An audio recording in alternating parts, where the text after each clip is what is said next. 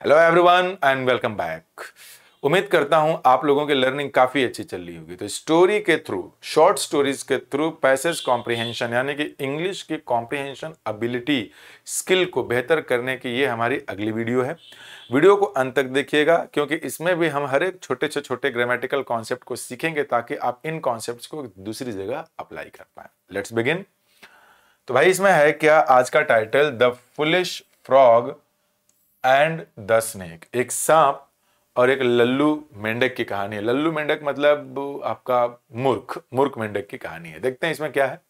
So before going ahead, as I always say, कि किसी भी सेंटेंस को कॉम्प्रिहेंड करने के लिए first try to find out the subject and then the verb. वो बात अलग है कि वर्ब देख करके ही सब्जेक्ट का पता लगा पाते हैं। तो this is the verb that is written in second form. इसके पहले कई बार मैं बता चुका हूं कि इफ वर्ब आपको, if you get the verb, तो अब ये पता करिए कि the verb is written in active voice और इन पैसिव वॉइस। ये जानना इसलिए जरूरी होता है क्योंकि ये जानने के बाद ही आप प्रॉपर मीनिंग उसकी निकाल पाएंगे कि सब्जेक्ट डूअर है कि receiver. So this particular verb is written in active voice. इसके पहले ही बताया हूं कैसे पहचाना, बी प्लस थर्ड फॉर्म नहीं है।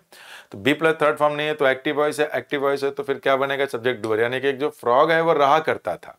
ये मैं पहले ही बता चुका हूं कई बार आपको कि जैसे कि आपको कोई बात बतानी है कि पहले किया करता था और अब नहीं करता, तो जनरली इसके लिए ये वाला स्ट्रक्चर हम यूज करते हैं, आई यूज टू लिव देयर। पहले था अब नहीं। अगर सिर्फ यही मीनिंग देनी है ना तो I lived there in childhood, तो सेकेंड फॉर्म लगा देंगे तब भी I would live there in childhood. तो इस सबका मतलब सेम ही होता है कि पहले किया करता था और अब नहीं करता, वर्ब बेस है। तो रहा करता था एक मेंढक, कहाँ रहा, कैसे रहा करता था, बड़े खुशी खुशी था। मैनर, फिर प्लेस, कहाँ पर, इन अ पॉन्ड। तो हैप्पीली एडवर्ब ऑफ मैनर है। ये भी एडवर्ब, ये एडवर्ब ऑफ प्लेस है लेकिन ये एडवर्बियल फ्रेज है। क्यों? क्योंकि जब कभी भी फ्रेज क्या होते हैं, a group of words having sense but not complete sense. तो अकेला है तो एडवर्ब है, एक ज्यादा वर्ड से बना है तो एडवर्बियल फ्रेज है। तो ये बनेगा इन अ पॉन्ड। तो इन प्रपोजिशन है, ये उसका ऑब्जेक्ट है। तो कहाँ रहा करता था, तो यहाँ रहा करता था। तो कैसे रहा करता था, तो ऐसे रहा करता था। तो कौन रहा करता था, तो मेंढक रहा करता था।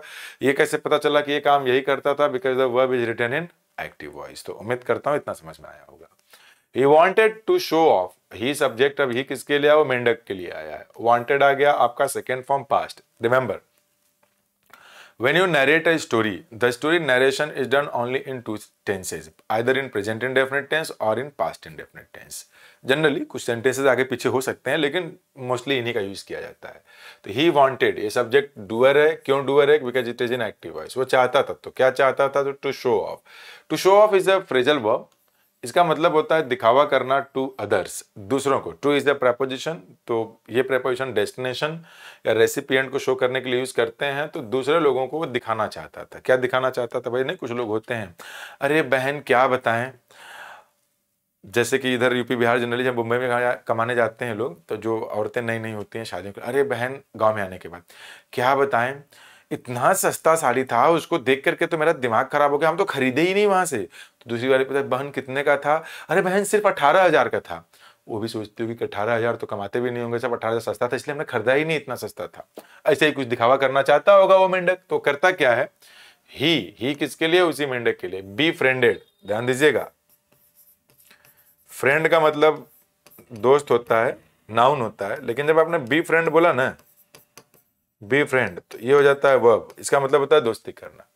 उसने दोस्ती कर लिया। फिर से एक्टिव वॉइस है, past indefinite tense second form. Why active voice not in passive voice? Because be is not there. Be followed by third form helps you understand the verb structure is on passive voice. लेकिन अब ये ऐसा तो है ही नहीं यहाँ पे, तो ये एक्टिव वॉइस हो गया। तो उसने फ्रेंड बना लिया। किसको बना लिया? उसी किसी सांप को बना लिया।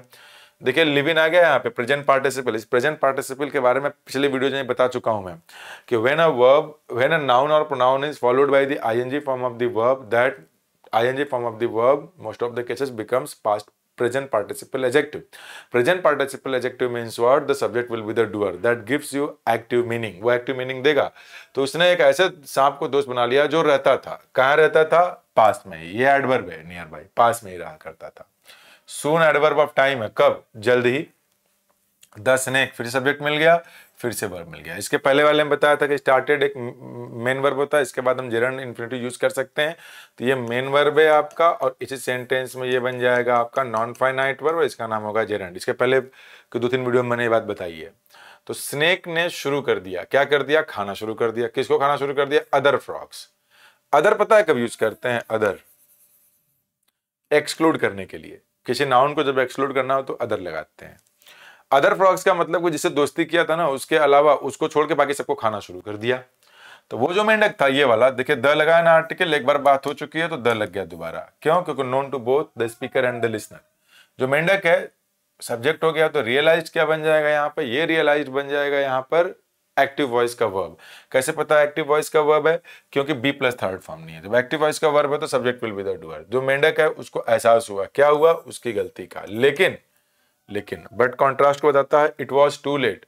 टू का यूज पता है कब करते हैं, जितना होना चाहिए उससे ज्यादा, मतलब अब सुधार की गुंजाइश नहीं है, मतलब इतना देर हो चुकी थी कि अब सुधार की गुंजाइश नहीं है। जब तक उसे पता चला कि काफी देर हो चुका है, सबको निपटा दिया है वो स्नेक, तब तक काफी देर हो चुकी थी। अब एक दिन की बात है कि वही वाला स्नेक द क्यों लगा है, क्योंकि वो स्नेक के बारे में बात हो ही चुकी है। एट खा गया, हिम टू, ये टू हो गया, उसको भी खा गया, उसको भी निपटा दिया। बैड कंपनी, मोरल क्या मिला कि बैड कंपनी, ये कंपनी का मतलब कोई ऑर्गेनाइजेशन नहीं है, कंपनी का मतलब निकला किसी का साथ, किसी गलत लोगों के साथ अगर आप रहते हैं, लीड से फर्स्ट फॉर्म लिखा है, ये लेकर के जाती है तो ट्रबल, यानी कि अगर गलत संगति में आप रहेंगे तो उससे आपको समस्याओं का ही सामना करना पड़ेगा। इसलिए संगति को सुधारिए और जिंदगी में आगे बढ़िए। तो उम्मीद करता हूं कि ये वीडियो आपको जरूर समझ में आई होगी। कैसी लगी वीडियो नीचे कमेंट करके जरूर बताइएगा। पसंद आई हो तो दोस्तों के साथ शेयर करिएगा। And if you haven't yet subscribe to the channel, please do subscribe to it, so that आप अपकमिंग वीडियोस की नोटिफिकेशन पा सकें। तब तक के लिए बाय बाय, टेक केयर।